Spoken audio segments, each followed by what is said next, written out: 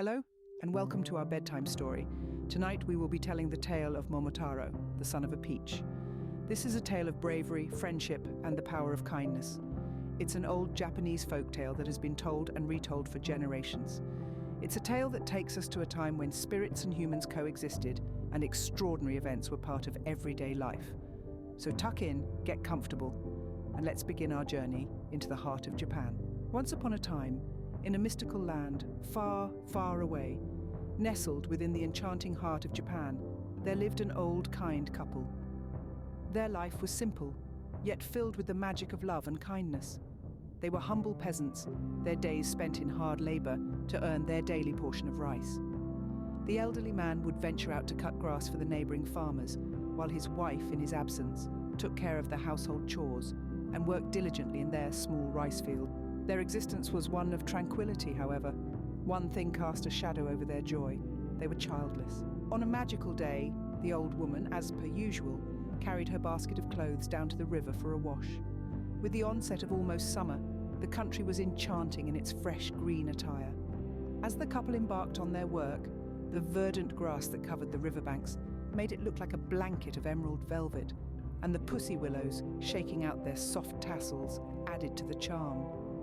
The breezes that skimmed the serene surface of the water into wavelets and gently caressed the cheeks of the old couple stirred an inexplicable joy in their hearts. Selecting an inviting spot by the river, the old woman set her basket down and began her chore. She took out each clothing item and meticulously cleaned them against the stones. The crystal clear water of the river was so transparent that she could observe the tiny fish darting about and the pebbles resting at the bottom. As she was engrossed in her task, an unexpected sight caught her attention. A giant, magnificent peach, as if dispatched by the spirits, was floating down the river. She looked on in awe, for even in her 60 years of life she had never come across such a gigantic peach. What a splendid taste that peach must have, she thought to herself. I should surely retrieve it and take it home for my old man. She stretched out her arm to try and get it, but it was quite out of her reach. She looked about for a stick, but there was not one to be seen, and if she went to look for one, she would lose the peach. Stopping a moment to think what she would do, she remembered an old charm verse. Now she began to clap her hands to keep time to the rolling of the peach downstream, and while she clapped, she sang this song. Distant water is bitter, the near water is sweet. Pass by the distant water and come into the sweet. Strange to say, as soon as she began to repeat this little song, the peach began to come nearer and nearer the bank where the old woman was standing, till at last it stopped just in front of her so that she was able to take it up in her hands. The old woman was delighted. She could not go on with her work, so happy and excited was she, so she put all the clothes back in her bamboo basket, and with the basket on her back and the peach in her hand, she hurried homewards. It seemed a very long time to her to wait till her husband returned. The old man at last came back as the sun was setting, with a big bundle of grass on his back, so big that he was almost hidden and she could hardly see him. He seemed very tired and used the scythe for a walking stick, leaning on it as he walked along. As soon as the old woman saw him, she called out, "Oh, Fee-san! Old man, I have been waiting for you to come home for such a long time today." "What is the matter? Why are you so impatient?" asked the old man, wondering at her unusual eagerness. "Has anything happened while I have been away?" "Oh, no," answered the old woman. "Nothing has happened, only I have found a nice present for you." "That is good," said the old man. He then washed his feet in a basin of water and stepped up to the veranda. The old woman now ran into the little room and brought out from the cupboard the big peach. It felt even heavier than before. She held it up to him, saying, "Just look at this! Did you ever see such a large peach in all your life?" When the old man looked at the peach, he was greatly astonished and said, "This is indeed the largest peach I've ever seen. Wherever did you buy it?" "I did not buy it," answered the old woman. "I found it in the river where I was washing." And she told him the whole story. "I am very glad that you have found it. Let us eat it now, for I am hungry," said the old Fee-san. He brought out the kitchen knife, and placing the peach on a board, was about to cut it when, wonderful to tell, the peach split in two of itself, and a clear voice said, "Wait a bit, old man!" And out stepped a beautiful little child. The old man and his wife were both so astonished at what they saw that they fell to the ground. The child spoke again. Don't be afraid, I'm no demon or fairy. I will tell you the truth. Heaven has had compassion on you. Every day and every night you have lamented that you had no child. Your cry has been heard, and I am sent to be the son of your old age." On hearing this, the old man and his wife were very happy. They had cried night and day for sorrow at having no child to help them in their lonely old age, and now that their prayer was answered, they were so lost with joy that they did not know where to put their hands or their feet.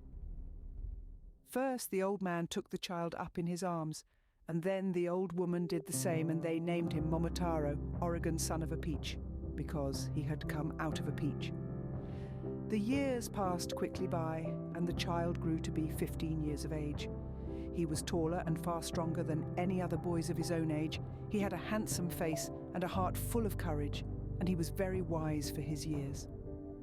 The old couple's pleasure was very great when they looked at him, for he was just what they thought a hero ought to be like. One day, Momotarō came to his foster father and said solemnly, "Father, by strange chance we have become father and son. Your goodness to me has been higher than the mountain grasses which it was your daily work to cut, and deeper than the river where my mother washes the clothes. I do not know how to thank you enough." "Why?" answered the old man. "It is a matter of course that a father should bring up his son. When you are older, it will be your turn to take care of us. So after all, there will be no profit or loss between us. All will be equal. Indeed, I am rather surprised that you should thank me in this way." And the old man looked bothered. "I hope you will be patient with me," said Momotarō. "But before I begin to pay back your goodness to me, I have a request to make which I hope you will grant me above everything else. I will let you do whatever you wish, for you are quite different to all other boys. Then let me go away at once. What do you say? Do you wish to leave your old father and mother and go away from your old home? I will surely come back again if you let me go now. Where are you going?" "You must think it strange that I want to go away," said Momotarō, "because I have not yet told you my reason. Far away from here to the northeast of Japan there is an island in the sea. This island is the stronghold of a band of devils. I have often heard how they invade this land, kill and rob the people, and carry off all they can find. They are not only very wicked, but they are disloyal to our emperor and disobey his laws. They are also cannibals, for they kill and eat some of the poor people who are so unfortunate as to fall into their hands. These devils are very hateful beings. I must go and conquer them and bring back all the plunder of which they have robbed this land. It is for this reason that I want to go away for a short time." The old man was much surprised at hearing all this from a mere boy of 15. He thought it best to let the boy go. He was strong and fearless, and besides all this, the old man knew he was no common child, for he had been sent to them as a gift from heaven, and he felt quite sure that the devils would be powerless to harm him. "All you say is very interesting, Momotarō," said the old man. "I will not hinder you in your determination. You may go if you wish. Go to the island as soon as ever you like and destroy the demons and bring peace to the land." "Thank you for all your kindness," said Momotarō, who began to get ready to go that very day. He was full of courage and did not know what fear was. The old man and woman at once set to work to pound rice in the kitchen mortar to make cakes for Momotarō to take with him on his journey. At last the cakes were made, and Momotarō was ready to start on his long journey. Parting is always sad. So it was now.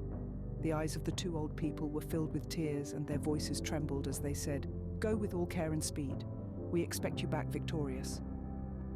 Momotarō was very sorry to leave his old parents, though he knew he was coming back as soon as he could, for he thought of how lonely they would be while he was away. But he said, "Goodbye," quite bravely. "I'm going now. Take good care of yourselves while I'm away. Goodbye." And he stepped quickly out of the house. In silence, the eyes of Momotarō and his parents met in farewell. Momotarō now hurried on his way till it was midday. He began to feel hungry, so he opened his bag and took out one of the rice cakes and sat down under a tree by the side of the road to eat it. While he was thus having his lunch, a dog, almost as large as a colt, came running out from the high grass. He made straight for Momotarō and, showing his teeth, said in a fierce way, "You are a rude man to pass my field without asking permission first. If you leave me all the cakes you have in your bag, you may go. Otherwise I will bite you till I kill you." Momotarō only laughed scornfully. "What is that you're saying? Do you know who I am? I am Momotarō, and I am on my way to subdue the devils in their island stronghold in the northeast of Japan. If you try to stop me on my way there, I will cut you in two from the head downwards." The dog's manner at once changed. His tail dropped between his legs, and coming near he bowed so low that his forehead touched the ground. "What do I hear? The name of Momotarō. Are you indeed Momotarō? I have often heard of your great strength. Not knowing who you were, I have behaved in a very stupid way. Will you please pardon my rudeness? Are you indeed on your way to invade the island of devils? If you will take such a rude fellow with you as one of your followers, I shall be very grateful to you." "I think I can take you with me if you wish to go," said Momotarō. "Thank you," said the dog. "By the way, I am very, very hungry. Will you give me one of the cakes you are carrying?" "This is the best kind of cake there is in Japan," said Momotarō. "I cannot spare you a whole one. I will give you half of one." "Thank you very much," said the dog, taking the piece thrown to him. Then Momotarō got up, and the dog followed. For a long time they walked over the hills and through the valleys. As they were going along, an animal came down from a tree a little ahead of them. The creature soon came up to Momotarō and said, "Good morning, Momotarō. You are welcome in this part of the country. Will you allow me to go with you?" The dog answered jealously. "Momotarō already has a dog to accompany him. Of what use is a monkey like you in battle? We are on our way to fight the devils. Get away!" The dog and the monkey began to quarrel and bite, for these two animals always hate each other. "Now don't quarrel," said Momotarō, putting himself between them. "Wait a moment, dog. It is not at all dignified for you to have such a creature as that following you," said the dog. "What do you know about it?" asked Momotarō. And pushing aside the dog, he spoke to the monkey. "Who are you?" "I am a monkey living in these hills," replied the monkey. "I heard of your expedition to the island of devils, and I have come to go with you. Nothing will please me more than to follow you." "Do you really wish to go to the island of devils and fight with me?" "Yes, sir," replied the monkey. "I admire your courage," said Momotarō. "Here is a piece of one of my fine rice cakes. Come along." So the monkey joined Momotarō. The dog and the monkey did not get on well together. They were always snapping at each other as they went along, and always wanting to have a fight. This made Momotarō very cross, and at last he sent the dog on ahead with a flag and put the monkey behind with a sword, and he placed himself between them with a war fan, which is made of iron. By and by they came to a large field. Here a bird flew down and alighted on the ground just in front of the little party. It was the most beautiful bird Momotarō had ever seen. On its body were 5 different robes of feathers, and its head was covered with a scarlet cap. The dog at once ran at the bird and tried to seize and kill it. But the bird struck out its spurs and flew at the dog's tail, and the fight went hard with both. Momotarō, as he looked on, could not help admiring the bird. It showed so much spirit in the fight, it would certainly make a good fighter. Momotarō went up to the two combatants and, holding the dog back, said to the bird, "You rascal! You are hindering my journey. Surrender at once, and I will take you with me. If you don't, I will set this dog to bite your head off." Then the bird surrendered at once, and begged to be taken into Momotaro's company. "I do not know what excuse to offer for quarrelling with the dog, your servant, but I did not see you. I'm a miserable bird called a pheasant. It is very generous of you to pardon my rudeness and to take me with you. Please allow me to follow you behind the dog and the monkey." "I congratulate you on surrendering so soon," said Momotarō, smiling. "Come and join us in our raid on the devils." "Are you going to take this bird with you also?" asked the dog, interrupting. "Why do you ask such an unnecessary question? Didn't you hear what I said? I take the bird with me because I wish to." "Humph," said the dog. Then Momotarō stood and gave this order. "Now all of you must listen to me. The first thing necessary in an army is harmony. It is a wise saying which says that advantage on earth is better than advantage in heaven. Union amongst ourselves is better than any earthly gain. When we are not at peace amongst ourselves, it is no easy thing to subdue an enemy. From now you three, the dog, the monkey and the pheasant, must be friends with one mind. The one who first begins a quarrel will be discharged on the spot." All the three promised not to quarrel. The pheasant was now made a member of Momotaro's suite and received half a cake. Momotaro's influence was so great that the three became good friends and hurried onwards with him as their leader. Hurrying on day after day, they at last came out upon the shore of the northeastern sea. There was nothing to be seen as far as the horizon, not a sign of any island. All that broke the stillness was the rolling of the waves upon the shore. Now the dog and the monkey and the pheasant had come very bravely all the way through the long valleys and over the hills, but they had never seen the sea before, and for the first time since they set out, they were bewildered and gazed at each other in silence. How were they to cross the water and get to the island of devils? Momotarō soon saw that they were daunted by the sight of the sea, and to try them he spoke loudly and roughly. "Why do you hesitate? Are you afraid of the sea?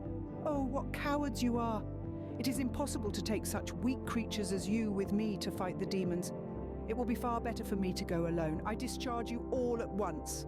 The three animals were taken aback at this sharp reproof and clung to Momotaro's sleeve, begging him not to send them away. "Please, Momotarō," said the dog. "We have come thus far," said the monkey. "It is inhuman to leave us here," said the pheasant. "We are not at all afraid of the sea," said the monkey again. "Please do take us with you," said the pheasant. "Do please," said the dog. They had now gained a little courage, so Momotarō said, "Well then, I will take you with me, but be careful." Momotarō now got a small ship, and they all got on board. The wind and weather were fair, and the ship went like an arrow over the sea. It was the first time they had ever been on the water, and so at first the dog, the monkey, and the pheasant were frightened at the waves and the rolling of the vessel. But by degrees they grew accustomed to the water and were quite happy again. Every day they paced the deck of their little ship, eagerly looking out for the demon's island. When they grew tired of this, they told each other stories of all their exploits, of which they were proud, and then played games together. And Momotarō found much to amuse him in listening to the three animals and watching their antics. And in this way he forgot that the way was long and that he was tired of the voyage and of doing nothing. He longed to be at work killing the monsters who had done so much harm in his country. As the wind blew in their favor and they met no storms, the ship made a quick voyage, and one day when the sun was shining brightly, a sight of land rewarded the four watchers at the bow. Momotarō knew at once that what they saw was the devil's stronghold. On the top of the precipitous shore, looking out to sea, was a large castle. Now that his enterprise was close at hand, he was deep in thought, with his head leaning on his hands, wondering how he should begin the attack. His three followers watched him, waiting for orders. At last, he called to the pheasant. "It is a great advantage for us to have you with us," said Momotarō to the bird, "for you have good wings. Fly at once to the castle and engage the demons to fight. We will follow you." The pheasant at once obeyed. He flew off from the ship, beating the air gladly with his wings. The bird soon reached the island and took up his position on the roof in the middle of the castle, calling out loudly, "All you devils, listen to me! The great Japanese general Momotarō has come to fight you and to take your stronghold from you. If you wish to save your lives, surrender at once, and in token of your submission, you must break off the horns that grow on your forehead. If you do not surrender at once, but make up your mind to fight, we, the pheasant, the dog, and the monkey, will kill you all by biting and tearing you to death." The horned demons, looking up and only seeing a pheasant, laughed and said, "A wild pheasant indeed! It is ridiculous to hear such words from a mean thing like you. Wait till you get a blow from one of our iron bars." Very angry indeed were the devils. They shook their horns and their shocks of red hair fiercely and rushed to put on tiger-skin trousers to make themselves look more terrible. They then brought out great iron bars and ran to where the pheasant perched over their heads and tried to knock him down. The pheasant flew to one side to escape the blow and then attacked the head of first one and then another demon. He flew round and round them, beating the air with his wings so fiercely and ceaselessly that the devils began to wonder whether they had to fight one or many more birds. In the meantime, Momotarō had brought his ship to land. As they had approached, he saw that the shore was like a precipice, and that the large castle was surrounded by high walls and large iron gates, and was strongly fortified. Momotarō landed, and with the hope of finding some way of entrance, walked up the path towards the top, followed by the monkey and the dog. They soon came upon two beautiful damsels washing clothes in a stream. Momotarō saw that the clothes were blood-stained and that as the two maidens washed, the tears were falling fast down their cheeks. He stopped and spoke to them.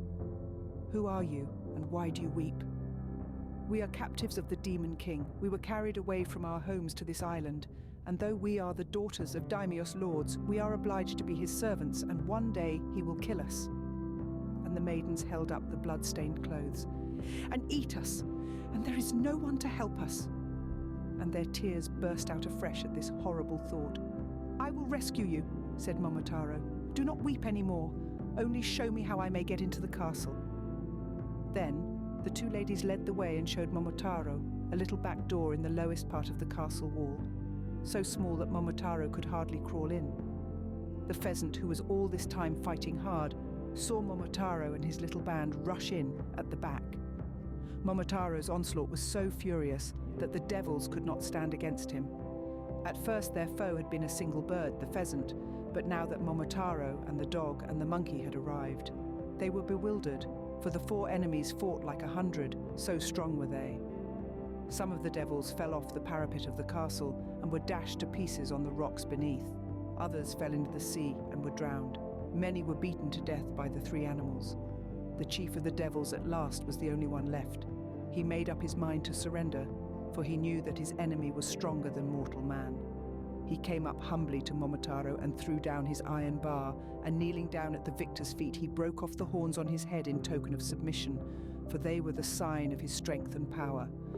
"I am afraid of you," he said meekly. "I cannot stand against you. I will give you all the treasure hidden in this castle if you will spare my life." Momotarō laughed. "It is not like you, big devil, to beg for mercy, is it?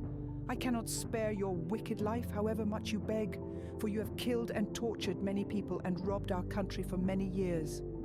Then Momotarō tied the devil chief up and gave him into the monkey's charge. Having done this, he went into all the rooms of the castle and set the prisoners free and gathered together all the treasure he found. The faithful dog and the pheasant hauled back their bounty, marking the victorious return of Momotarō, bringing along the captured devil chief.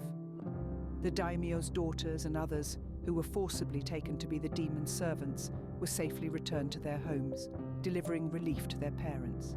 Momotarō, on his return, was hailed as a hero by the entire nation, for they rejoiced the liberation from the robber devils who had terrorized their land for an extended period. The joy of his old parents knew no bounds, and the wealth Momotarō brought home ensured they lived their remaining years in peace and abundance. His bravery and kindness, blessed by the spirits, became a tale passed down through generations, always welcomed home by the loving arms of his parents. And so, as the soft, soothing background music gently fills the air, we close our eyes and dream of the brave Momotarō and his magical adventures. Let the lessons of bravery and kindness guide you, and let the bond of friendship illuminate your way every day. Let them uplift your spirit and illuminate your every path. Good night. And as you venture into the realm of dreams, may they be as full of adventures as magical and inspiring as Momotarō.